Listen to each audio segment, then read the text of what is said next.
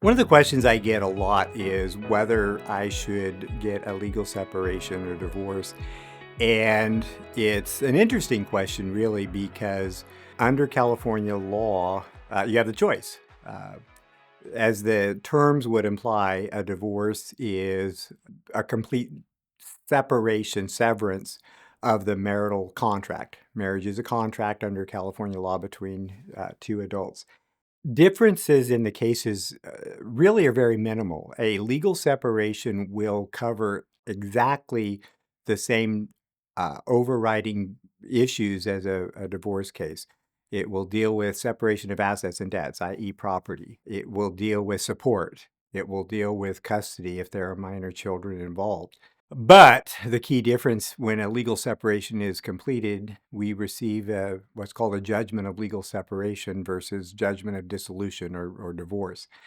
And so, in a judgment of legal separation, even though people may have divided up all of their assets and debts, people have a custody order, a parenting plan, people have support orders, they still remain married to each other.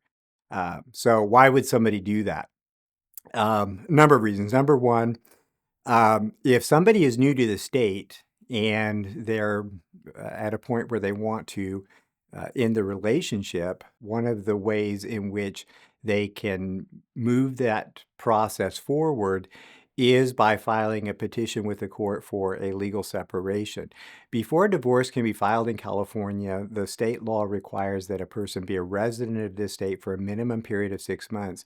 And in the county where it's filed, they have to be a resident for a minimum period of 3 months. So if a person is relatively new to the state and they want to terminate the marriage, they can't file a petition for dissolution. And sometimes that can be problematic because they may want to ensure that a California court has the ability to supervise the process of terminating the marriage. And if they're coming from somewhere else, and their spouse files a petition in another state, then that can be logistically challenging. They may have to deal with a case in Illinois or Florida or New York or somewhere else where it can be very, very difficult. They may not have family support or other support structures there or resources there in order to deal with a case long distance.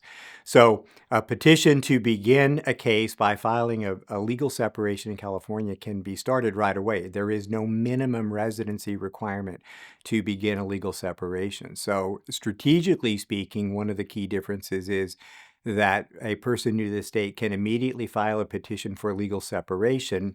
And then after they're here 6 months, they can amend or modify the case to a dissolution. So it establishes that a California court, a home court, is the court that has jurisdiction over the matter and it can be heard here. Interestingly enough, I've had situations where couples have even come in together and it seems odd, but they have a wonderful marriage. They get along great. They have a great relationship with one another. But one may be a spender, one may be a saver. Usually there's a disconnect financially. And they really feel like as a couple, they're not able to reconcile that. They want to remain in a marriage. They don't want the difference with regard to how they treat money or invest money to cause their marriage to break down. So they don't want a divorce, but they don't want to have a financial connection to one another. So the legal tool to deal with that would be to file a petition for a legal separation, which would allow them to get a judgment that separates themselves completely from the other from a financial perspective. They're not liable for the other's debts. They're not liable for how the other person spends money. They're not responsible for the financial decisions that the other one makes. And they can move forward as a couple, remain married to one another, but not have a financial connection to one another.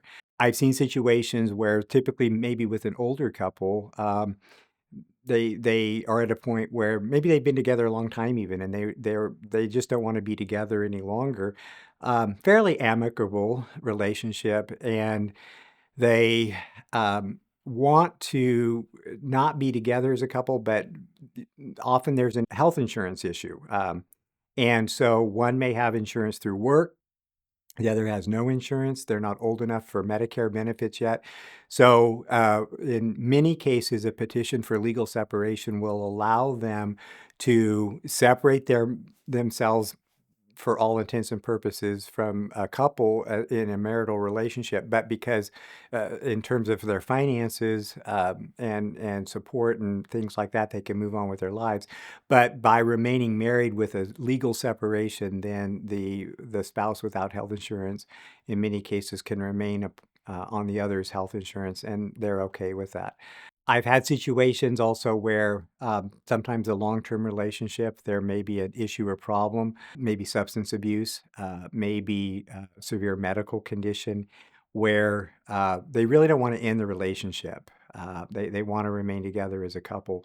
But the concern is that one may need long-term care. There's a concern about qualifying for benefits. There's a concern about being responsible to pay for long-term care.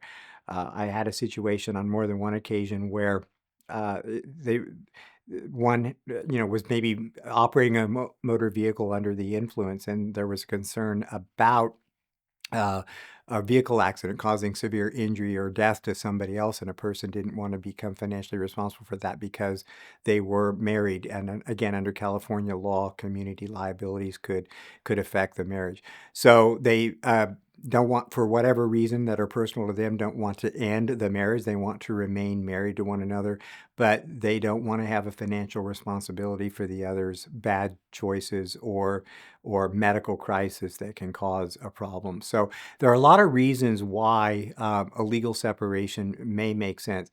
And then I guess the last one I'll mention is that sometimes people are fairly sure that they want to end the marriage, but they're not 100% sure. And so they may want to pursue a legal separation and deal with the financial aspects of dividing up things, deal with the custody aspects of how they're going to develop a parenting plan, and even set up support orders and things like that, with a hope that there may be a reconciliation at some point in time.